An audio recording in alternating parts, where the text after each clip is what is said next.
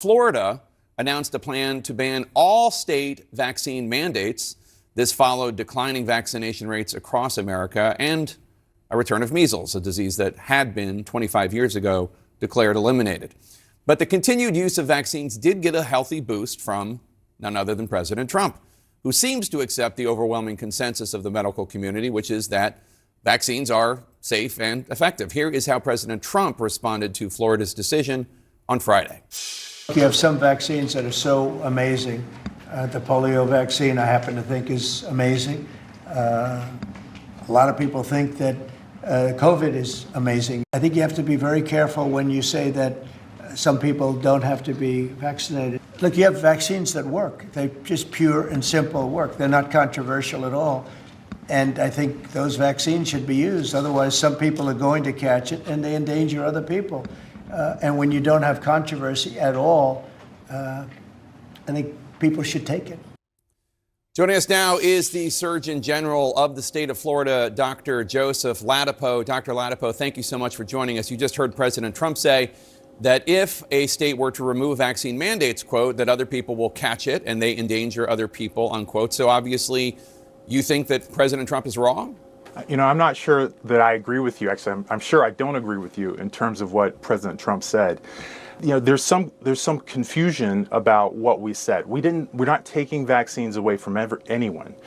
What we said was that if you want them, God bless you, you can have as many as you want.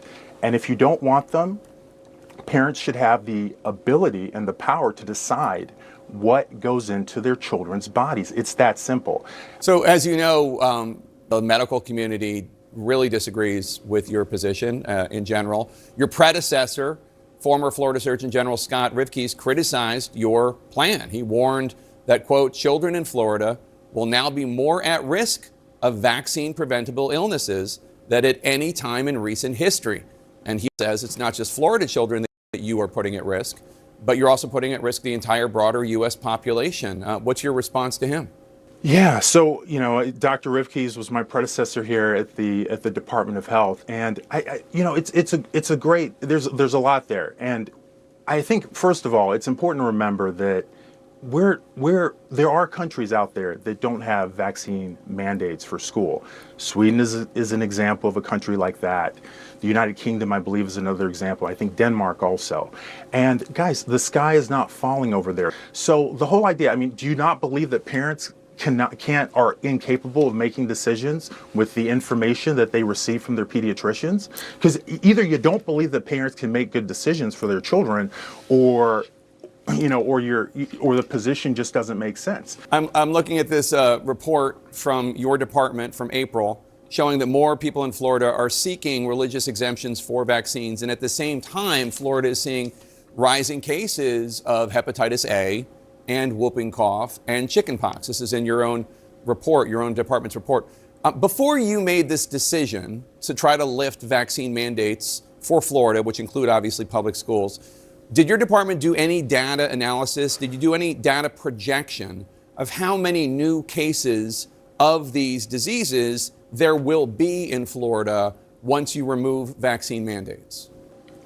Absolutely. So absolutely not, because it's not you mentioned whooping cough there. So there's this conflation of the science and sort of what is the right and wrong thing to do. So scientifically, you mentioned whooping cough. So that's an example. This is part of the issue with informed consent.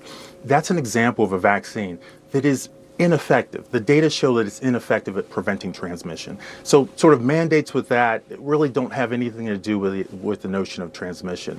And then in terms of, like analysis, well, ultimately, this is an issue very clearly of parents' rights. So do I need to analyze whether it's appropriate for parents to be able to decide what goes into their children's bodies? I don't need to do an analysis on that. So you're trying to lift the vaccine mandate in Florida, and your department and you did not even do a projection as to how this could impact public health. So you have not prepared hospitals in the Florida counties most at risk with the best treatments for any outbreaks of measles, mumps, rubella, whooping cough, polio, and you have not looked into how many kids might now get these preventable diseases? That's what you're saying?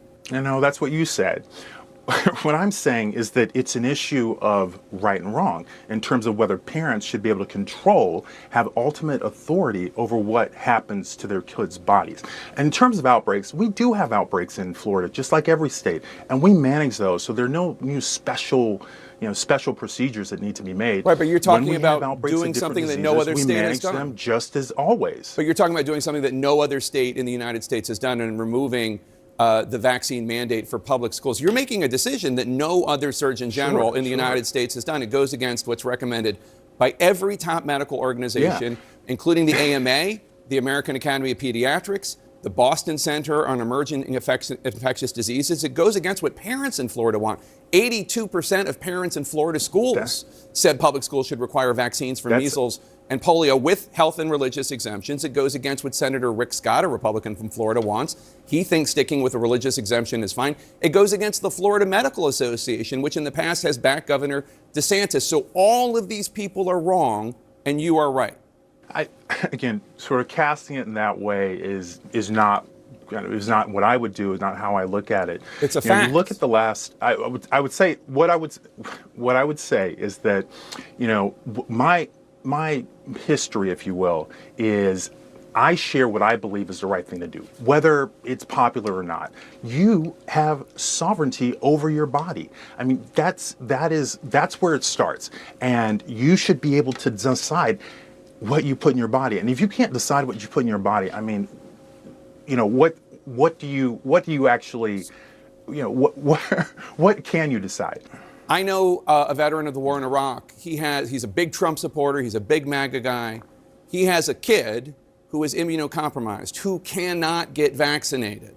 It does not have a strong enough body to take an immunization. He is relying on the kids in his class to be vaccinated so he doesn't get those diseases. That's what President Trump was referring to in his comments. What is your message to the parents of immunocompromised kids who are relying on most kids being vaccinated so their kids are safe? You talk about liberty and freedom for parents, but it seems like you're removing liberty and freedom for the parents of kids who are immunocompromised. Yeah, I think it's an interesting way to conceive that, to sort of describe that, but I don't think that's a dynamic at all. Ultimately, obviously, we're all very sympathetic to children and families who have to deal with chronic illnesses, and I'm a parent. It's we care about our kids more than anything. At the same time, it's important to recognize just the difference between right and wrong.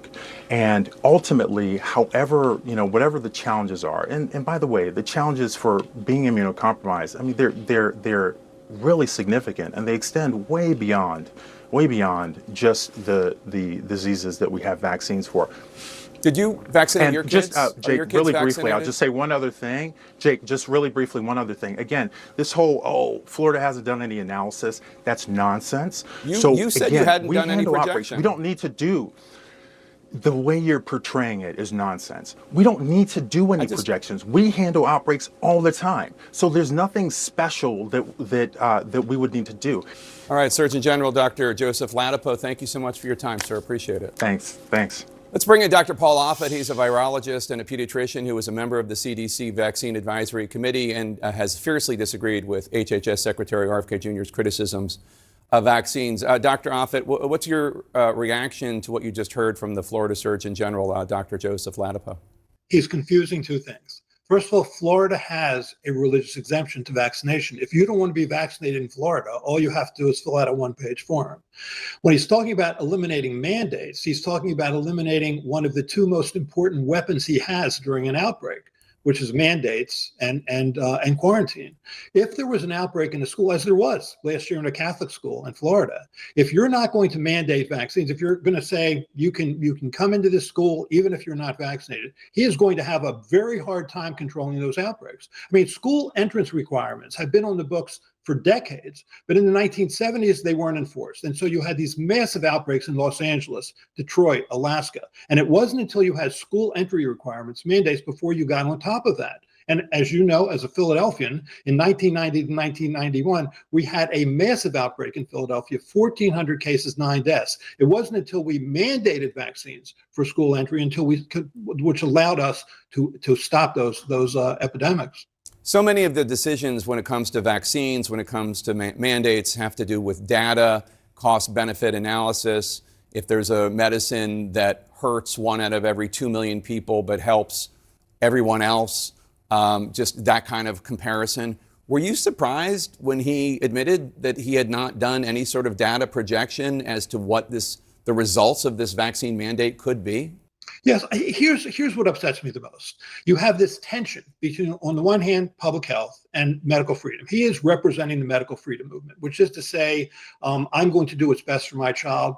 I don't care about how that affects somebody else. Whereas in public health, you do care about the person next to you. And I think President Trump alluded to that. He has just seriously crippled his ability to get on top of epidemics should they occur. And given that attitude, I have no doubt they will occur. All right, Dr. Paul Offit, it's always good to have you on. Thank you so much, sir. A new NBC News poll shows dwindling trust in President Trump's handling of pocketbook issues. On Trump's handling of inflation and the cost of living, 39% of Americans approve, while 61% disapprove. 45% say inflation and the cost of living is the most important economic issue right now. And 59% disapprove of Trump's handling of trade and tariffs as the White House tees up a Supreme Court fight after an appeals court struck down Trump's tariffs. We would have to give a refund on about half the tariffs, which would be terrible for the Treasury. And you're prepared to give those refunds? Well, I mean, there's no be prepared. If the court says it, we'd have to do it. Molly and Mark are back with me. So, Molly, voters used to think the economy was Trump's superpower. What changed? I mean, Liberation Day, right? Look, I was heartened to see a member of Trump's cabinet say they have to do something the courts told them to do. I mean, that's a refreshing change. No, look, everyone said this is going to be inflationary, right? If you don't do tariffs with the scalpel, it's going to be inflationary. And so here we have tariffs that are basically based on Donald Trump's mood. So sometimes they're high, sometimes they're low, sometimes they're on India, sometimes, there's no thought for, it's not thought out. There's not this idea that you would make a deal with Canada and Mexico first because they're your largest trading partners and then go forward. Some of the ideas, like so many things with Trumpism, some of the ideas are, potentially very good or thoughtful. Clearly, there's a problem with trade in China, but the way that they're implemented are so haphazard and really emotional in a way that you don't want your government acting. I got to tell you, your line there, at least they have to admit that they have to do something the courts tell them to do. I'm now deeming you a glass half full kind of girl. So, Mark, Scott Bessent confirmed this, that NBC News report today, that the White House is exploring alternative laws the president could use to keep Trump tariffs in place if the Supreme Court strikes them down. Could they be hearing the justices or not on Trump's side on this? It's unclear what they're hearing, but I mean, the term alternative laws is pretty chilling here. I mean, when the Supreme Court rules alternative facts, remember that one? Well, I mean, that could sort of echo to that, but I mean, It's like, okay, well, the Supreme Court says this, but we're going to look to an alternative law here and do it anyway. I mean, that's a little troubling in some ways. I mean, look, there are a lot of Republicans out there, certainly in Washington that I talk to, elected Republicans who would not in a million years say anything against Donald Trump publicly, but who really think that the Supreme Court or the courts in general could save Donald Trump and by extension today's Republican Party from itself by striking down these tariffs. I mean, they do not like tariffs, a lot of these guys. I mean, they did not earlier. They have not throughout their whole careers. It's very fundamentally against a lot of conservative principles that these people have been espousing for years until Donald Trump came in and said, no, tariffs are the be all and end all for everything. So, I mean, I think they're all over the map here. But look, I mean, this is uncertainty. It is uncertainty. It certainly doesn't look like it's helped the economy or inflation to this point. And if they say that no matter what the Supreme Court says, they're going to explore other mechanisms, I mean, that is uncertain too. And it sort of guarantees more chaos going forward. So I don't think that's reassuring to anyone. Well, and the fact is that Republicans, by tradition, have always been against raising taxes, and everybody sees the tariffs as being a tax that Americans are having to pay. So, Molly, you have Senator Warner, who was on the talk shows today. He was talking about how extraordinary it was for him to be blocked from a Senate oversight meeting at a spy agency after interference from far-right activist Laura Loomer. How is she allowed to have so much influence? And look, I just want to go back to the tariffs for 1 second, because I just think this is such an important data point here. The plaintiffs in the tariff case, right, are the surviving Koch brother. It's a group of conservatives, right, Leonard Leo types, who have a real relationship with the court and who are very much, more of the ethos of the traditional Republican Party. So I just think it's quite interesting that, the plaintiff here is brought by a sort of group that brings lawsuits like this. And it really is a sort of Republican versus Republican fight here. So I just think that's really important to see. And I do agree with what Mark said. This is really saving. If they are able to do this, they will really have saved Trump from his worst instincts. As for Laura Loomer, this White House, this administration, even in the first term, always had a very low bar for who they let into the administration, partially because they had trouble getting, at least in the first administration, trouble getting good people. The second administration, they've gotten sort of, the party has become them. But so it's always been very easy to kind of get in Trump's inner circle if you know what to say, which clearly Loomer does. I mean, I think it's interesting that there isn't more of a pushback from Republicans on this, because it so sort of deviates from the norm. So, Mark, last word to you on Laura Loomer. Does she have the power because she has Trump's ear? And do you get a sense that those even around Donald Trump are like, really? Yeah, I mean, bingo. I mean, that's been happening before. I mean, Laura Loomer has Trump's ear. The second she doesn't, I mean, she will lose probably pretty much most of, if not all of her power in this administration. There's precedent for this. I mean, Marjorie Taylor Greene had it for a while. Mike Lindell, the voting pillow guy. Machine guy, the pillow guy. That's right, the My Pillow. In the first term, I mean, look, so there's a precedent for this. Eventually they fall out of favor. But no, I mean, this power is real, and this is how this White House operates. And it's in some ways very nimble, but it's also, around the whims of one person. Okay. Thanks, you guys, for sticking around through most of this hour. Molly, good to see you, obviously. Mark as well. Thank you.